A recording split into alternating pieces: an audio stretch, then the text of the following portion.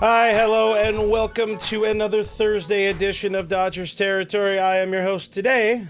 I'm here all the time. Clint Pasillas. Alana will be back on Monday, mercifully, so you guys have one more day of hanging out with just me. Well, it's not going to be just me today. Got a good one lined up for you. Dodgers beat writer Jack Harris of the LA Times. He joins me in a few minutes. We'll be sharing some insight from the GM's meetings that have been going on in Las Vegas. And I'm also going to bombard him with a bunch of questions about reliever rumors and all of that. So stay tuned. Get some thoughts into the comments as well. If you guys, if I can try to get to him along the way, I will. And a reminder, while we're here, please consider subscribing to the show. Give us a thumbs up.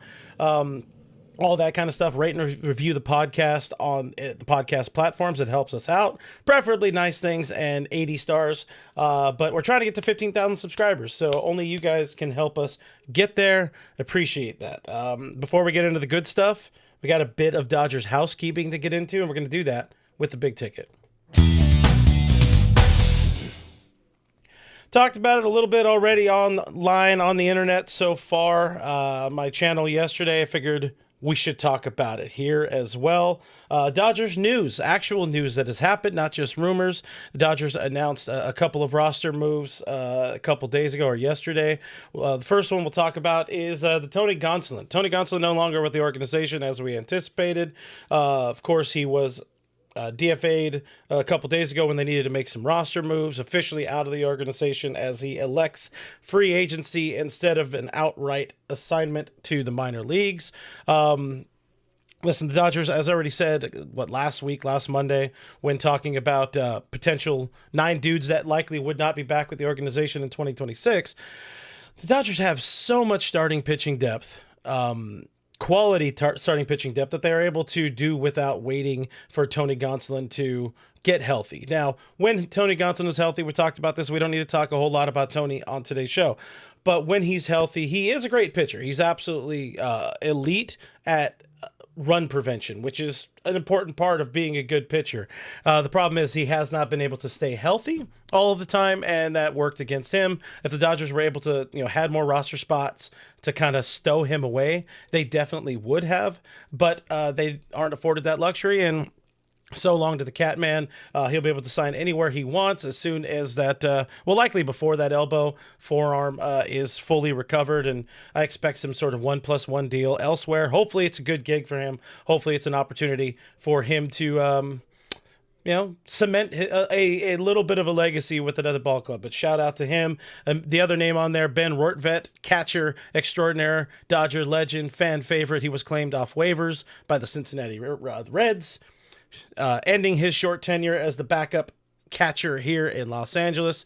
As expected, the Dodgers are going to enter the 2026 season with Will Smith as the primary catcher, Dalton Rushing as the backup. There was a little bit of some interest or intrigue amongst some folks online, wondering if Dalton maybe could be a bit of a trade chip this winter, this offseason, but pretty much the trade of Ben Rortvedt solidifies the fact that it will be Will Smith and Dalton Rushing as your 1 and 2 catchers heading into next season. And hopefully Dalton Rushing gets a little bit more opportunity to spell Will Smith. We know the regular season doesn't matter. You got to keep Big Willie style healthy for the postseason. That's the most important part of it. The final thing I'll talk about before we welcome Jack Harris in a few minutes is, the big rumor of the day, we're going to call it, is that the reliever market is heating up. Unsurprising there. You're getting some GMs and some, baseball executives together. They're going to be talking a little bit, but the relief pitching market is heating up a little bit. This coming from Francis Romero. Could start to see some guys moving in the next few hours. This was from this morning. Big names, Edwin Diaz, Devin Williams. We'll talk more about Devin Williams in a little bit. Other names we've already mentioned on the show of late, or at least online. Listen, we know the Dodgers are interested in adding a high leverage right-handed reliever. They got a lot of lefty arms. We'll talk more about that with Jack in just a few minutes. Another one of the names from that list that was further brought up by Francis was Jose Iglesias. Long time, very, very, this dude has been nails over the course of his career. 10 years in the show. Dodgers amongst the teams interested in signing Raisel Iglesias, saying that one wrong, but very good, very consistent arm for the last decade. Could be somebody the Dodgers could get at, I would assume, a reasonable contract. ESPN has him projected for a 2-year, $18 million deal. Take with that what you want out of it. I do believe the front office has its sights set a little bit higher. I'm feeling at this point, Devin Williams is the number one target this winter, at least at this point in time when it comes to the bullpen. So I want to talk more about Devin Williams with Jack Harris. So we're going to do that in just a second. But first, a word from our friends at Foul Territory.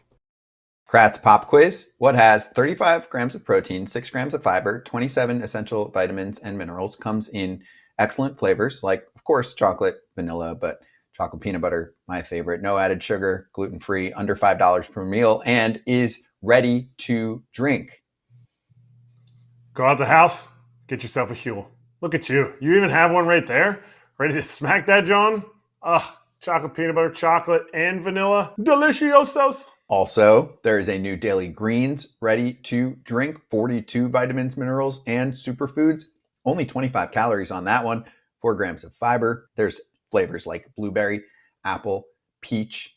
Huel makes healthy eating simple. They also just launched into Target stores nationwide. Try both products today with 15% off your purchase for new customers with the code FOUL at huel.com/FOUL. Use that code FOUL and fill out the post-checkout survey to help support FT.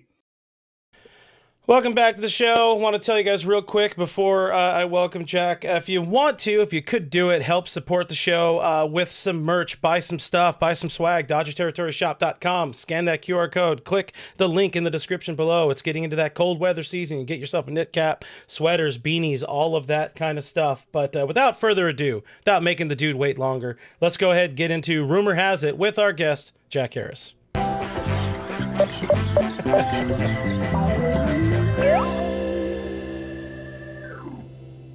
What an entrance there. You guys know that man to my screen, right? That is Jack Harris. He is a beat writer for the Los Angeles Dodgers for the LA Times. Of course, you know him as a co-host of Dodgers Debate here on the internet. Bill Plaschke, Dylan Hernandez, right here on the YouTube. That's right.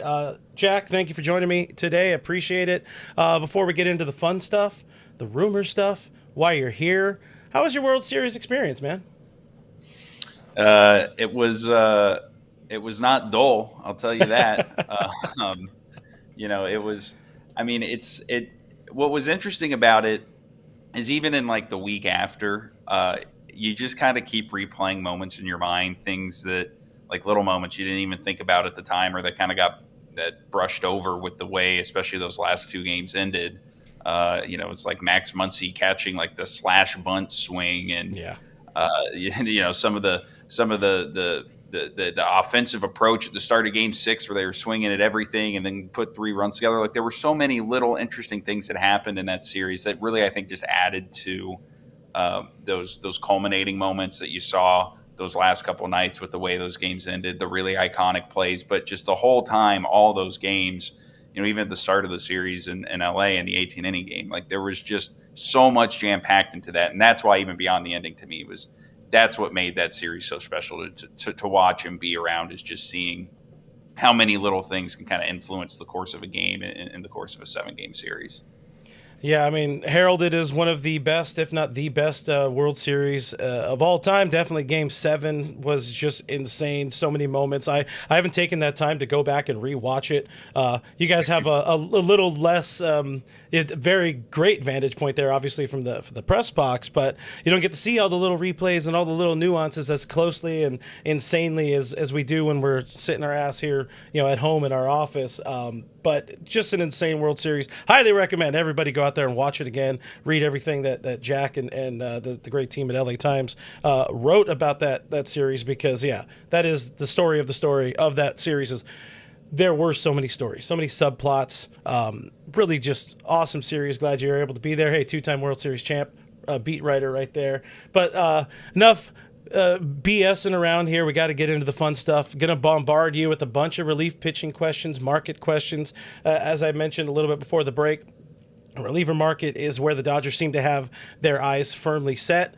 Makes sense. They won a World Series going with starting pitching and Yoshinobu Yamamoto doing things you're not supposed to do, especially in the modern game. There is a need for a right-handed leverage arm. What is the pulse from that LA front office coming out of the GM's meetings? Yeah, like with a lot of things this offseason for the team, adding to the back of the end of the bullpen is something they would like to do. It's obviously an area where they could upgrade, but it's also not one they look at as some outright need. And because of that, it's led to this, you look at some of the names they're targeting: Devin Williams, Raisel, Iglesias. Those are guys that both have, upside, track records, still pretty good stuff, even at the stage of their career they're at. Iglesias being an older guy, Devin Williams coming off what was a down year statistically, but still had some good underlying stuff behind it. The question's going to be, if those guys get longer term offers from other clubs, are the Dodgers going to be willing to match it? Are they going to be willing to do another contract similar to the Tanner Scott deal last offseason? And it feels like the answer is probably no. It feels like their preference would be to get one of those guys, or maybe pivot to somebody else on the market. There's a lot of good relief talent out there, but get somebody on a shorter term deal to mitigate some of the longer term risk, because they feel like, even if they don't get a Devin Williams, let's say, they still have a lot of depth. And this is going to be a theme, I think, for the whole winter, is that they're going to be a little bit more selective, a little bit more targeted, and the players they go after and the kind of deals that they're probably going to be willing to do, because they feel like they have a really good core in place. They know that their roster's getting older. They know that they have a farm system that, is ranked among the best in baseball right now, that in a couple years they're hoping is going to be trickling some talent up to the big league level. So this offseason is about kind of, I think, threading that needle, bolstering where they can, but doing it in a way that doesn't sacrifice a ton of long-term flexibility. And that's why they're in the spot where the relievers, where, they're going after some bigger name guys, but probably only on shorter term kind of offers. Yeah, I want to talk more about Devin Williams in a second, but you look at the state of the roster as a whole. You definitely look at the state of the bullpen. Things seem like they will be thin to open the season, but guys will come back. You hope guys are coming back from injury, from surgeries, and all that kind of stuff. There are a lot of names. There are definitely a lot of names. You add Robinson Ortiz to the left-handed side of the ledger here to protect him from the Rule 5, but some of those guys returning from injury: Brusdar Graterol, Brock Stewart, Evan Phillips, Kyle Hurt, who seemed pretty much ready to go if they really needed to break glass in case of emergency, just a month ago or less than that. But they have some solid options. None of those are Devin Williams. One of the guys I wanted to focus in on here is the Brusdar Graterol. What's the latest with Brusdar? Obviously, he was getting pretty close to potentially joining the team late last season. Had a little bit of a setback. Is the expectation now that the bazooka will be ready to go for spring training? Yeah, Brandon Gomes said that they're hopeful he's going to have a normal offseason and is going to be ready from the start of camp. The hope last year was that he'd be able to pitch at some point during the second half. He just could never really kind of get ramped up with his shoulder and time to then get through a whole throwing program, get to a place where he could contribute in the postseason. But he's still a guy that, they look at, they have confidence in being able to be part of this mix of different options, that even if they don't go out and add a more established closer type that could help late in games piece things together. I think across the board, like with the bullpen, they are expecting some bounce back performances, and he's part of that group of guys who either didn't play the way they wanted to last year or couldn't contribute because of injury, that they're going to be counting on to be more productive members of that unit in 26. Yeah, again, a lot of good options. One of the best options is currently a free agent with Devin Williams. Seems to make a lot of sense. He dropped a column yesterday touching on that interest in the Airbender. Already mentioned kind of the contract length seems to be sort of the sticking point in a number of potential deals for this team in the offseason. Do you think they could be willing to take a multi-year risk on somebody like Devin Williams, who just, outside of a pretty mid to rough season in New York, is an elite closer, an elite arm out of the back end of the bullpen? Yeah, that's one of those things that we're going to find out more as these guys' markets develop, as they start to figure out what other offers they want. I think the tone that the Dodgers front office set and the way Brandon Gomes talked just generally about the roster, again, they're framing this more as, he said specifically of the bullpen, he didn't feel like it was quite a need as much as it was a nice to have. Now, obviously, the things that they say to us at this point of the offseason, you take with a lot of grains of salt. But I think it does speak to this belief that the front office has that, look, they have a good core in place. They think their pitching staff as a whole right now is probably as good as they've ever had going into the season. Obviously, the strength of that is in the rotation, but they like their options in the bullpen. They are expecting Tanner Scott to at least be somewhat better next season. They're expecting Blake Trinan to be somewhat better. I know the way that fans will react to that, given the way those guys struggled this year, but also because of the way Tanner Scott struggled this year, I think it does make them a little more hesitant to give somebody, a reliever, a 3 or 4 year deal, just because of the volatility that comes in that role. And because if it does go bad, it does kind of limit your options for the future. Yeah, I mean, we know this is a team, this is a front office that does not want to have to be busy or extremely active at the trade deadline. Not that they were last year. Maybe could have been, should have been a little bit more active at the deadline, but this is the best time to spend money, spend some prospects, and hopefully get some guys that help this organization.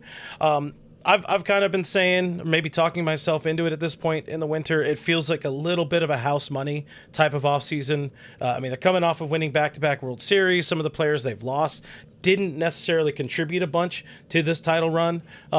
If the Dodgers stayed mostly quiet this winter, would you be surprised? It probably depends how you define mostly quiet. I would not be surprised if they don't go out and make $100 million free agent signing. I think you've already kind of seen that a lot of the speculation that was around them and Kyle Tucker coming into the offseason hasn't really materialized in the way some people were expecting it to, just given, again, another guy that's going to command a really long contract, 10 plus years, $400 million. And I think at this point, the Dodgers probably aren't in the position to maybe feel like they need to add another one of those pieces. So now they still are going to try to make moves. Like I would be surprised if they don't make some addition in the bullpen, if they don't make some addition in the outfield. I think the trade market is where you could see this team pivot to. When you look at, again, a top-ranked farm system, a lot of depth with young pitching, which is something that's always coveted and is going to be especially so this year. You start looking at teams that are going to be trying to potentially move outfielders and what they could need. There's a lot of different options that the Dodgers could line up on with teams if they're willing to move some of those younger arms to try to get somebody as good as maybe like a Brandon Donovan or a Steven Kwan, but even just you could make moves for guys that even help round out the roster in a little bit more of a marginal way. So I think you'll see an offseason with some additions. They are going to do things to try to give themselves the best chance possible to win next year, but it's also not going to feel like the last two winters where they were in on basically every top free agent and held 3 to 5 press conference signings at Dodger Stadium over the winter. Yeah, it feels like the we don't have a need. It's definitely signaling we're not going to come to other people's market for players, or at least to maybe some of the free agent markets for some of the players and other teams' trade demands. More so, what I mean to say here, you mentioned Steven Kwan. There was a lot of interest at the trade deadline. There appears to be some kind of ramping up interest, or at least people are trying to put that out online so we can get some clicks out of it and all that. He seems to fit an extreme or a very obvious need that this team has in left field, presuming there's no move to send Teoscar Hernandez somewhere or shift him to left field. Pages seems to be the center fielder at this point in time. If there is more of if there is a move to land an outfielder, is it more likely to be maybe like a Steven Kwan or the trade route, or do you think maybe a Cody Bellinger reunion is more on the table rather than like a Kyle Tucker playing in that market? What's sort of your feeling of where they could land, because there is a need? I don't think they go Ryan Ward and Alex Call heading into trying to go for a title three-peat. Right. Yeah, I mean, I think the trade market fits this balance between like short and long term. If you add a Steven Kwan or a Brandon Donovan or I mean, any of those guys, even lesser big name guys, what you're going to be adding are guys that have lower salaries and probably 2 to 3 years of team control. That kind of lines up with what the Dodgers want, right? You're getting an impact player in the present, but you're preserving some of that long-term flexibility. You're keeping spots open for this wave of young talent you have coming up in the next couple of years that you hope is going to be. I mean, they are very excited about this. Like, it's a big reason why the Dodgers even with all the talent they've dealt away over the last couple of years, still has such a highly regarded farm system. So I think the trade route does help. But they're not going to completely ignore the free agent market. Cody Bellinger is a slightly different free agent prospect than a Kyle Tucker because he could eventually slide to first base if you signed him. It's a guy that when you look at the longer term risk and flexibility he provides, it'd be a little bit different. I still don't know how realistic it would be to see him come back, but it's another name out there. Harrison Bader is another guy. If you're looking at a smaller name guy who you could get as a free agent on a shorter term deal, as somebody that they looked at the trade deadline as well. So there's a lot of different routes they could go. I'm sure there's going to be a lot of different things they explore. I think with where they're at right now, the easiest fit to see is them finding some kind of deal on the trade market. But they're going to keep their options open and explore things. And like they do every winter, see how the markets develop for various players and try to put themselves in position to strike if they think that there's a deal that they value. Final one I got for you here before I let you escape. Two names, key contributors to this Dodgers run over the last 2 years of World Series dominance. Kiké Hernandez, Miguel Rojas, both free agents. I'm kind of going back and forth on whether or not there's definitely a heart and soul need for both of those guys to return. I don't know that the roster right now seems to fit both of them returning, especially with guys like Alex Freeland still being around, them wanting to get something out of Ha-Seong Kim, now Ryan Ward on the roster. What's kind of your feeling of where the organization and the relationships with Kiké and Miguel Rojas, could they both return? Do you think it's a one return sort of situation? What are you thinking? Yeah, I mean, it is a difficult dynamic to work through because of all the things you just said. They have been so valuable, and not just in the clubhouse and as veteran leaders, but directly on the field during the last couple Octobers.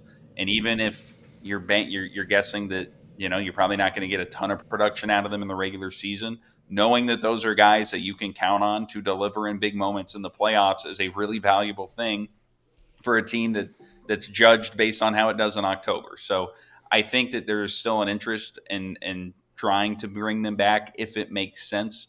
I think the way you've seen this play out with Kiké the last couple off seasons is the Dodgers make their moves. They kind of wait around. He waits around, sees what they do. They wait around, see kind of how his market develops. And then at the end of the winter, if there's still a route or path for him to come back and have a role on the team, they've been able to hammer out deals. And I would imagine with both these guys, you probably see something similar to that.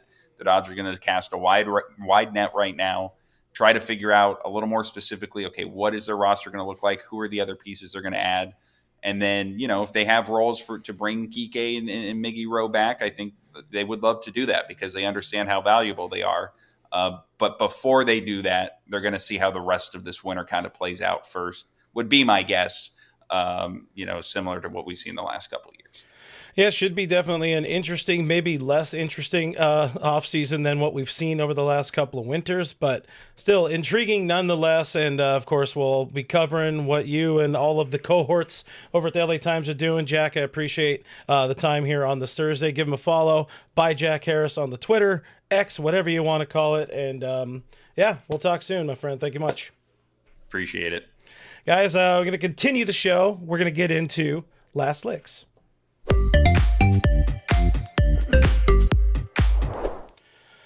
Doing this for Alana, who will be back, of course, on Monday, but I'm excited I just really want Chip to be adopted. There was an adoption while Alana's been on vacation. Sonny got adopted, so that is super cool. We appreciate whoever adopted. I don't know who did it, but I'm going to hit that applause button for Sonny being adopted. But Chip here needs an adopter. This is a 1.5-year-old mixed breed. He is the handsomest looking good boy. He's neutered, vaccinated, great with kids, great with dogs. You can help Chip out by adopting him. You could help Guidry's guardian out by adopting Chip. You could help Alana out. They have a bunch of dogs right now that need homes. They need the right home. So do check that out. We're trying to get as many dogs as we can. Good homes. Good boys deserve good homes. So we'd appreciate it if you consider Chip or anybody else over there at guidrysguardian.org. Had a baseball thought for the road. something probably dumb, something that could potentially get us in trouble, but whatever. I'm sure some people saw today that the San Diego Padres are, quote, evaluating a future, ownership. What is it? I lost all the words there. Future with the Padres. They're in the process. I probably should just read what I put on the screen here. John Seidler, the chairman, announced that they are deciding a process of evaluating future with the Padres and potentially looking. This is the point we're getting to. Eventually looking to sell the team, sell the franchise. Just 2 years removed from Peter Seidler passing away. We knew at some point that Padres organization would become an absolute shit show. And with all of those contracts, with all of the drama going on with ownership in the front office and things with Peter Seidler's girlfriend and the brothers that own the team and all of this, just drama issues. Peter invested a lot of money into aging stars, and those stars are getting older and still worth a butt ton of money, with like a Yu Darvish who's out for next year, Manny Machado, who, is selectively a fan of hustle, Xander Bogaerts, all of these guys, Jake Cronenworth, the weird deal that he got. You could see this team, you could see that organization start to get desperate to move some payroll. I've seen a few names mentioned, a few people mention the idea of Fernando Tatis Jr. being traded, maybe him being a Dodger. I don't know how I feel about Nando being a Dodger. He's a hell of a right fielder. Maybe him playing with some quality leadership would help him out. I doubt the Padres and Dodgers come together on a deal, but still, it's just... it's funny, it's sad, but probably more funny just towards Padres fans that this could be happening. Who knows if they bring in investors, however it works out. I just wanted to talk about something different than the Dodgers for a second here in our baseball thought for the road. Marcus together, he's in San Diego, and would love to see them get going. We've said it here a bunch of times. The Dodgers are better when other teams in the NL West are better. You hope the Giants find a way to get a little bit better. You hope that the Padres find a way to figure some things out. You hope that the D-backs get back on track from where they were in 2023, because that forces the Dodgers to get even better. So yeah, that's about it. Marcus also says Tatis would not fit in. Yeah, I really can't see that. Mike bringing up the Frank McCourt era. Still shudder every time I think about the Dodgers being owned by Frank McCourt. But that's it. I just wanted to touch on that for a little bit here on the way out. Guys, thank you for watching this edition of Dodgers Territory. Big thank you to Jack Harris filling in for Alana, giving us some insight today. Alana Rizzo will be back on Monday, so fear not. It will be fun to get Riz back, and we can finally get her thoughts about the World Series that she watched most of Game 7 on a plane, which is unfortunate. But on the way out, guys, if you can smash that like button, subscribe to the channel, all that kind of stuff. Trying to get to 15,000 subscribers. We're not very far away. Maybe we could do that by Monday if you guys go insane.